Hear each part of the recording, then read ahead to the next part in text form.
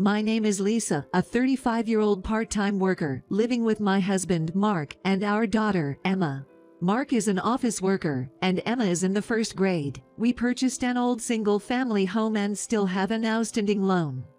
When Emma entered elementary school, I started working part-time, and we've been paying off the mortgage together. Mark is the eldest son, but his younger sister, Nancy, married before us and somewhat forcibly settled in their parents' house, living with her father. My father-in-law seemed to be open to anyone taking over the house, but Nancy, who married first, drove out her brother, claiming the house was hers. "I'll take care of Dad, so I'll take the house." When Nancy got married and started living in her parents' house, her mother had already passed away, but her father was still in good health, so she didn't have to take care of him. The parents-in-law's house is a large one, and I remember being surprised when I visited it before getting married. It had a splendid gate and an expansive plot of land, which made me ask Mark, "Could it be that your parents are wealthy?" When we were dating, Mark didn't give the impression of being very wealthy, but seeing the grandeur of his parents' house was quite a shock. Mark denied it, but the interior of the house was also impressive, which surprised me even more. According to Mark, his grandfather was quite wealthy, but it seems the family fell on hard times during his father's generation, he explained, laughing. His parents' house, which was left by his grandfather, is only large but old and uncomfortable to live in, he says. Even if it's old, his parents' house, which is in a residential area and has such a large plot of land, can only be described as incredible.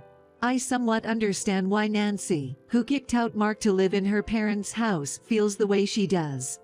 She'd be happy to make this land and house her own. However, I don't know whether the property and the building's ownership have actually been transferred to Nancy. When Mark and I got married, he told me that since Nancy would take care of his father, I would never have to take care of my father-in-law in the future. We also intended to let Nancy, who would take care of her father, inherit the house, so we bought our current house. Even from my father-in-law's point of view, he would probably feel more at ease being taken care of by his daughter than by his daughter-in-law if he were to become bedridden and need care in the future. However, when we visit the in-laws' house for Christmas or during the summer holiday, Nancy seems to treat her father poorly. Even during meals, my father-in-law is treated as an outcast. When Mark or I try to eat with him, Nancy gets angry. "Dad likes to eat alone, so it's fine. Don't interfere." After meals, when I went to my father-in-law's room to talk, he expressed his dissatisfaction with Nancy. "I don't want to live in this house because Nancy gets in the way." According to my father-in-law, he always has meals separately from Nancy's family, and it seems that he gets less side dishes. Despite that, Nancy is still taking a decent amount of money for living expenses from her father, who is living on his pension. Nancy, who had said she would take care of her father, doesn't do his laundry, and it seems she doesn't do much housework in general. My father-in-law does most of the cleaning inside the house, and he takes care of all the gardening. Because Nancy disregards her father, even her husband and children, who live with them, don't treat my father-in-law with respect. It seems that when my father-in-law, who doesn't drive, asked Nancy's husband on his day off if he could drive him to the horse race track, he was treated as if he were being ridiculous. "I'm not your chauffeur. If you want to go to the races, use a taxi. If you have money to throw away on horse racing, contribute it to living expenses." He was bored, so my father-in-law said it was just a light-hearted comment, but he was strongly reprimanded. Nancy's 10-year-old son is cheeky and seems to tease my father-in-law. "Grandpa, stay away. You smell. Don't leave your room." Even though they've lived together since he was born, my father-in-law seems to have no memory of ever holding him. When my daughter visits, he dotes on her and talks with a hint of loneliness. "You're my only grandchild." Hearing such melancholic words, I started to feel sorry for my father-in-law. Every time we visit his house, my husband gets upset telling Nancy to treat their father better. In response, my sister-in-law retorts angrily at my husband, "I am treating Dad just fine. Are you trying to steal this house from me? I won't let this house go to anyone." My husband says it's scary how obsessed my sister-in-law is with the house. And then, my father-in-law had a fall at home. The house is not equipped for the elderly, and he tripped over a small step, fracturing his right hand in the process. Thankfully, he had no other injuries and didn't need to be hospitalized, but it's hard to do anything without the use of his dominant hand. We went to visit him, and were shocked to see how frail he'd become. Not only is he unable to use his right hand, but he can barely move his feet and obviously needs care. However, my sister-in-law's family ignores him completely and does not take care of him. He can still make it to the bathroom on his own, but eating seems quite difficult. Immediately, my husband confronted my sister-in-law. "Why don't you look after Dad?" My sister-in-law seemed to not understand why my husband was angry and laughed it off. "A broken hand is no big deal, stop making a fuss. He can walk by himself and he isn't complaining." It seems that my father-in-law, being accustomed to being neglected, cannot stand up to my sister-in-law, and she probably knows it. My husband was even more furious and yelled at my sister-in-law. "Isn't it obvious we should take care of our parents?" Hearing my husband's words, my sister-in-law smirked and said, "The same goes for you, right, Mark? You look after Dad. I don't need an old man with barely any money, haha." I was enraged at how my sister-in-law could see her own father in such a way, but she continued to say, "Taking care of a father who only pays a small pension isn't worth it." Her words were so cruel that I lost my temper and spoke up. "Fine, we will take care of him. If he stays here, he won't heal properly." My husband seemed to agree, and we decided to take my father-in-law and move out of his house immediately. While we were packing up my father-in-law's belongings, my sister-in-law started making demands. "Just because you're taking care of Dad doesn't mean you get the house."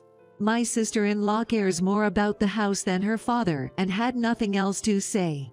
My husband responded dismissively, "Don't worry, I already bought a house, I don't need this one. Do whatever you want with it." My sister-in-law seemed relieved at hearing my husband's words. Even while we were preparing for my father-in-law's move, neither my sister-in-law nor her husband helped, but were keenly checking if there were any valuable items among his belongings. It seems they were benefiting from his pension, but with him gone, that would end. They were hoping to find something valuable they could convert into cash, but there were no treasures to be found. When my father-in-law left his house, neither my sister-in-law or her family bothered to see him off. They were so cold. My father-in-law, upon arriving at our house, seemed to lighten up as he happily played with my daughter. He seemed a completely different person compared to when he was living at his house. We let him live in a room that wasn't being used, but since the decision to move was sudden, we weren't able to make any preparations. If we had known earlier, we could have done some renovations, installed handrails, and removed any steps. Once the move was over and everything had settled, I apologized to my father-in-law. "Sorry, I wasn't quite prepared. I'll install the handrails and such later." To my surprise, my father-in-law seemed equally sorry. "My apologies, too, for making you worry. I wonder if $200 million will be enough to cover caring for me and to look after my horses." I couldn't help but laugh. I thought, is my father-in-law now making jokes like this since moving into our home and becoming more cheerful? "Horses, you say?" I laughed, knowing there was no way I could take seriously something as far-fetched as horses and $200 million. Deciding to play along with his joke, I replied, "I'm not sure how much it costs to take care of horses, but taking care of you will cost more." I had no idea why he brought up the horses, but I felt his joke was so over the top, typical of a wealthy person. Yet, seeing my father-in-law's worried face upon hearing my response, I began to worry if he found my joke funny.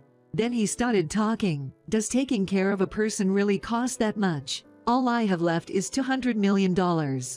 Staring at my father-in-law's serious face, I realized his earlier joke wasn't a joke at all. In a panic, I tried to explain. The previous comment was a joke. $200 million is more than enough. In fact, it's too much. I immediately sought my husband to ask about this horse business and the $200 million. My husband seemed just as clueless, but then he remembered something about his grandfather being a landowner. "Do you remember me telling you my granddad was a wealthy man? Maybe Dad was a horse owner." My husband and I went to ask my father-in-law for the whole story. It turned out that my father-in-law had owned horses for years, and his frequent trips to the racetrack were not to bet, but to check on his own horses. He had never told his family about owning horses, so my husband and his sister had no idea. Now, with his broken hand, he was beginning to seriously consider his future. He feared that if he mentioned owning horses and having $200 million in assets to his daughter and son-in-law, they would immediately demand it. My mention of making home modifications must have sparked his concern. He decided to confide in me about his horse ownership and his financial situation. Understanding the situation, my husband cheerfully reassured his father. "I'm not sure how much it costs to take care of horses, but if you've got $200 million, you should be okay. We'll figure out your caregiving expenses, so just leave it to us." I was reassured by my husband's confident declaration. After confirming with the person who'd always looked after the horse that there would be no issues, we put the horse issue to rest. Now, knowing that my father-in-law was quite a wealthy man, I began to see him in a slightly different light. I thought his daughter, who'd kicked him out despite his considerable assets, would regret it once she knew the truth. Imagining her regret brought a sense of satisfaction. Since my father-in-law moved in with us, our lives had changed. It was hectic managing my part-time job and caring for him, but my husband helped out, and we managed. With my father-in-law at home, my daughter found a new conversation partner, and he seemed even happier. His walking had improved since moving in, and even before the home modifications were finished, he was able to walk slowly with the help of a cane. Although his broken hand hadn't healed yet, he was practicing eating with his left hand. At his previous home, his nephew would complain every time he left his room, and he hadn't walked much. Whenever he tried to go to the racetrack, his son-in-law would look annoyed. This lack of activity may have led to his muscles weakening and him falling. On sunny days, he could even go for a walk with the help of my daughter. I'd been so focused on my father-in-law's recovery that I'd completely forgotten about my sister-in-law. However, 3 months after my father-in-law moved in with us, my sister-in-law called in a panic. "Is Dad there? If he's there, get him on the phone immediately." At that moment, my father-in-law was out for a walk with my husband and daughter, so when I told her that, she got even angrier. "You knew, didn't you? You knew that house was rented. That's why you took Dad, to cause problems for us." I didn't understand what she meant. She seemed to be saying their house was rented, but she'd always boasted that it was theirs. It might still be in my father-in-law's name, but calling it a rented house didn't make sense. As I was struggling to answer, my sister-in-law became even more heated. Some guy claiming to be the landlord of my family home showed up, saying I'm behind on rent and that I need to either pay up or get out. The confusion in my head only grew. When you mention the landlord of the in-laws' home, you'd think it's my father-in-law. Did he go to collect rent from my sister-in-law? Right then, my father-in-law returned, so I quickly explained the situation and had him answer my sister-in-law's call. Speaking with a hint of anger to the daughter that drove him out of his own home, my father-in-law said, "Weren't you informed that the house was rented? That house belongs to the company where my father was the CEO. I have been paying the rent until you kicked me out." My father-in-law sounded detached, and my sister-in-law, sensing his anger, shouted from the phone, "I haven't heard anything about this. I'm coming over right now, so wait for me." About 30 minutes later, my sister-in-law and her husband arrived, faces flushed red. They seemed surprised to see my father-in-law walking on his own, but clearly, there were bigger issues to address, as my sister-in-law erupted once more. "I thought the family home and land belonged to you, Dad. Did you deceive me?" My father-in-law responded, grinning at her. "I didn't deceive you. I just kept silent because you've been treating me so harshly." My sister-in-law was left speechless by his comment, so her husband stepped in. "All that aside, can you please pay the overdue rent? If you don't, we'll be kicked out of the house." Despite the desperate plea of my brother-in-law, my father-in-law laughed it off. "Why should I pay rent for a house where I'm not living? After you guys kicked me out, don't you think that's a bit too much to ask?" Unable to retort to his reasonable statement, my brother-in-law fell silent. This time, my sister-in-law started to speak. Dad, were you planning to make us struggle from the beginning, pretending to be injured? You seem far more energetic than when you were living with us. Addressing my sister-in-law's bizarre claim, I stepped in. That's because he's been doing rehab exercises every day, practicing walking, and training to eat with his injured hand. My father-in-law added to my words, I think being kicked out by you guys was a blessing. Ever since I came to live with Mark, we all eat together, and I'm never treated like a nuisance. Upon hearing this, my sister-in-law and her husband clamped their jaws shut in silence. Then, right on cue, my daughter came and spilled the beans about my father-in-law's real status. Grandpa, your horse is going to race in the next horse race, right? My father-in-law grinned and answered her. It'll be in this Sunday's race, why don't we go watch it together? My daughter cheerfully ran off, but my sister-in-law and her husband seemed to catch the meaning of this, and hastily asked my father-in-law, Dad, do you own a horse? Are you a horse owner? My father-in-law replied, a smug look on his face. I kept silent because I figured if I told you about money, you'd take it. And talking about horse racing always gets your husband frowning. With that, the previously jovial face of my father-in-law turned stern. His intimidating expression sent chills down my spine, but as he slowly began to speak, the tension grew even more. I no longer consider someone like you who disrespects your own father as my daughter. I knew that you moved in with me for the inheritance. Caught off guard by the stern tone of my father-in-law, my sister-in-law was left visibly stunned. My father-in-law added the final blow. You won't get a single cent of my inheritance. Upon hearing these words, my sister-in-law seemed to be taken aback and staggered, her husband working hard to support her. Just like that, they both slumped their shoulders and left. The rent for my in-law's house was a hefty sum, and it was impossible for my sister-in-law and her husband to afford it, so they inevitably had to move out. I had no idea that my parents-in-law's house was rented, and my husband didn't know either. He later confirmed it with his father. After moving, my sister-in-law, who had been wasting money without a concern for rent, suddenly found themselves in a financial crunch. Their habit of splurging wasn't easy to shake off, and they were constantly using credit cards to make ends meet, which only led to growing debt. I was told that my sister-in-law and her husband, unable to rely on my father-in-law, moved to her husband's parents' house, but I don't know what happened after that. On the other hand, things have been smooth for us since we started living with my father-in-law. My father-in-law, who had broken his hand, healed well, and his legs and hips became stronger, to the point that he could do anything on his own. He's now so energetic that he goes jogging with my daughter. He's like a different person from when we first moved in. Ever since this incident, my father-in-law has been discussing various things with my husband and has been thinking about the future, even drafting a will.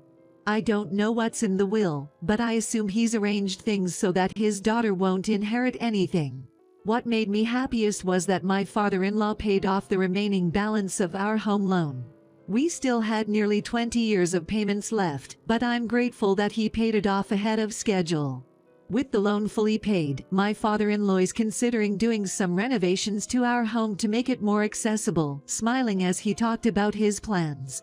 Once the renovation is finished, I can become bedridden any time. But I don't want him to say such things. I want him to stay healthy for as long as possible.